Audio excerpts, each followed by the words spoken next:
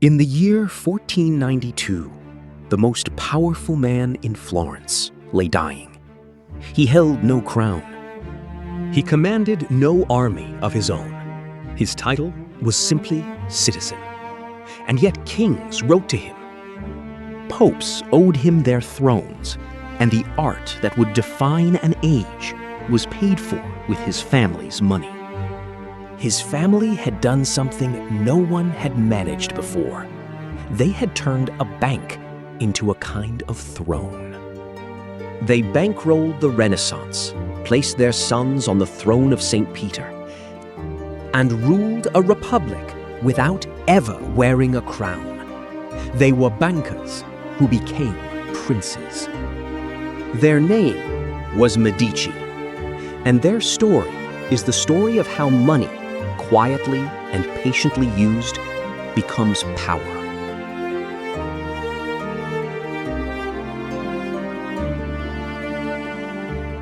We tend to separate money from culture, the banker and the artist, the accountant and the genius. But the Renaissance, the rebirth of art and learning that reshaped the Western world, did not simply happen. It was funded. Behind Michelangelo and Botticelli, behind Brunelleschi's impossible dome, there were patrons with deep pockets and a vision for how wealth could buy glory. And no family did this on the scale of the Medici. They were not aristocrats by birth. They did not begin with land or titles. They began with a bank, a network of branches across Europe that moved money, financed trade, and crucially, served the church. From that foundation, they built something far larger than a fortune. They built influence. The understanding that money, spent wisely, could buy loyalty, art, marriages, and ultimately power itself. Over 3 centuries, the Medici would produce 4 popes, 2 queens of France, and a line of dukes who ruled Florence. To understand how a banking family rose so high, we have to begin with the man who built the foundation. Giovanni di Bicci de' Medici. The Medici family had lived in Florence for generations as minor merchants. Giovanni, born around 1360, was careful, patient, and quietly brilliant. His genius was not flamboyance, it was discipline. He built the Medici Bank into a disciplined enterprise. With branches in Florence, Rome, Venice, and beyond, each run by a manager who shared in the profits and the risk. But Giovanni's masterstroke was winning the most valuable client in Europe. The papacy collected revenue from across Christendom, and that money needed to be moved, stored, and managed.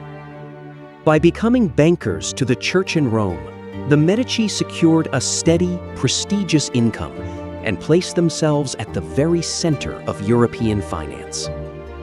Giovanni understood something profound about wealth. The safest fortune is built not on a single deal, but on becoming indispensable. He also understood Florence. He avoided ostentation, supported the common people, and cultivated a reputation as a friend of the ordinary citizen. When he died in 1429, he left his sons an immense fortune, a powerful bank, and a single guiding lesson. Power is safest when it does not announce itself.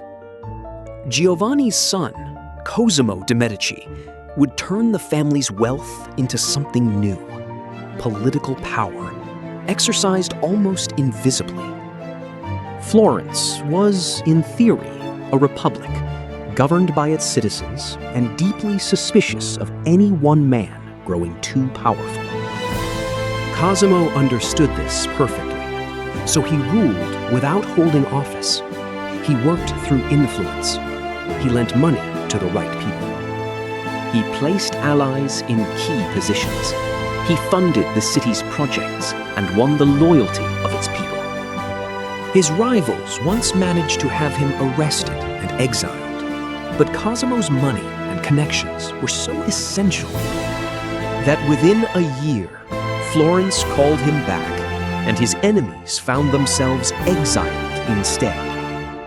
From then on, he was the unofficial ruler of Florence. Cosimo poured his fortune into making Florence the most beautiful and learned city in Europe. He funded architects, artists, and scholars. He collected ancient manuscripts and helped revive the study of classical learning. The citizens honored him after his death with a title that captured what he had become: Pater Patriae, father of his country.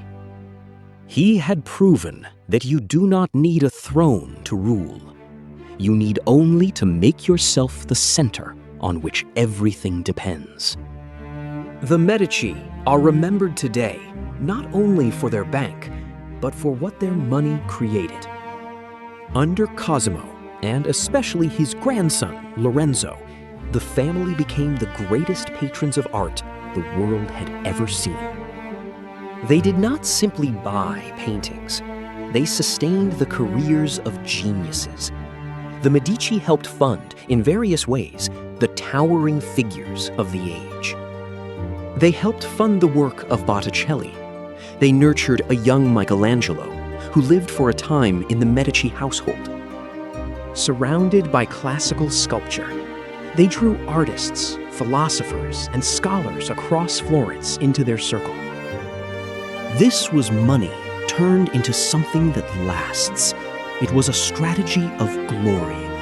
In an age when a family's status was everything, magnificent art and architecture were a public statement of power, taste, and divine favor.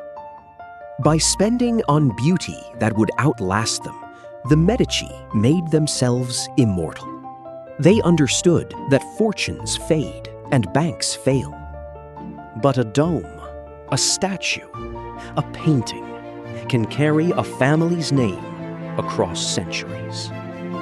Lorenzo, known as Lorenzo the Magnificent, embodied this perfectly. He was a poet, a statesman, and a patron. The dazzling face of Medici power at its cultural height. Yet even as the art flourished, a quiet danger was growing. The family had taken its eye off the very thing that built it, the bank. Here lies the great irony of the Medici story. The family became so absorbed in politics, art, and glory that they neglected the financial discipline that had raised them. Giovanni and Cosimo had run the bank with rigor. But over the generations, that rigor faded. Branch managers made reckless loans. Most dangerously of all, the Medici did what their wise founder had been cautious to avoid. They lent vast sums to kings and princes. Lending to monarchs was seductive. It brought prestige and the promise of enormous returns. But it was perilous. Because a king who does not wish to repay often simply does not, and there is no court that can compel him. When powerful rulers defaulted on their debts, the losses tore through the Medici Bank. Branch by branch, the once mighty financial empire began to crack. By the time Lorenzo the Magnificent was running Florence, the bank that funded everything was weakening, its reserves drained, its foreign branches failing. The family's political power now rested on a financial base that was quietly eroding beneath them. It is a lesson as old as money itself. The very success that lets you rise can teach you the habits that bring you down. The Medici had learned to spend like princes. They had forgotten how to bank like merchants. And yet, even as the bank declined, the family's ambitions reached their height. They turned to two of the most powerful forces in the world. The Medici family also known as the House of Medici, first attained wealth and political power in Florence in the 13th century through its success in commerce and banking. The family placed not one, but several of its sons on the throne of St. Peter as popes of the Catholic Church. To have a Medici as pope was to hold influence over the spiritual life of Europe and over the vast wealth and patronage of the Church. They reached even further. Two daughters of the Medici line became queens of France, sitting at the very center of European power as mothers and regents to kings. A family that had started by counting coins in Florence now sat among the crowned heads of Europe. It was an extraordinary transformation. The Medici had converted money into blood and faith, the two forms of power that money alone cannot buy. Their bank might falter, their fortunes might shrink, but a pope is a pope, and a queen is a queen. Money had been the ladder. And once they had climbed, they no longer needed the ladder to remain at the top.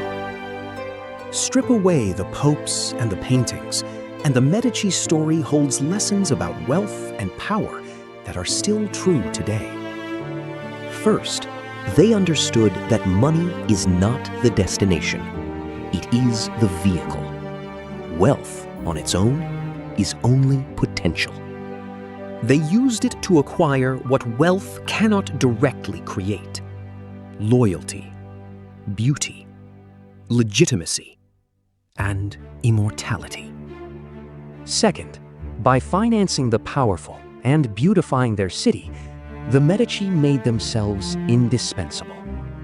The most secure position is not the loudest or the richest. It is the one that everyone else depends upon. Third, their fall is as instructive as their rise. They neglected the discipline that built them and let their foundation crumble.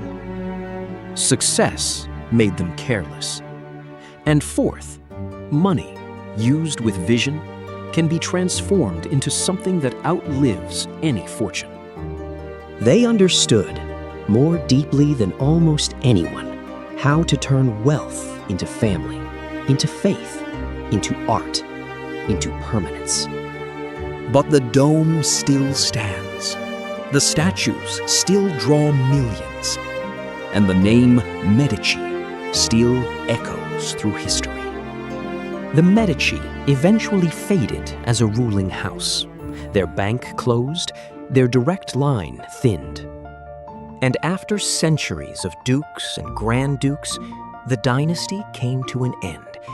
But before the very last of them passed, a final Medici did something remarkable. She left the family's entire art collection to the city of Florence, on the condition that it never leave. Because of that gift, the masterpieces the Medici gathered remain in Florence to this day, drawing millions of visitors who walk through halls still filled with the beauty their money made possible. That is the strange and enduring genius of the Medici. They began as merchants and bankers, and they understood more deeply than almost anyone in history that money is only potential. It becomes real only when it is turned into something that lasts: a city, a dynasty, and an age. The bankers became princes. The princes became immortal. From the counting houses of Florence, we travel back to the very birth of money itself, to a king whose name became a byword for wealth, and who is credited with striking some of the first true coins. Subscribe to Empire Builders and join us next time for the story of the king who invented money, Croesus of Lydia.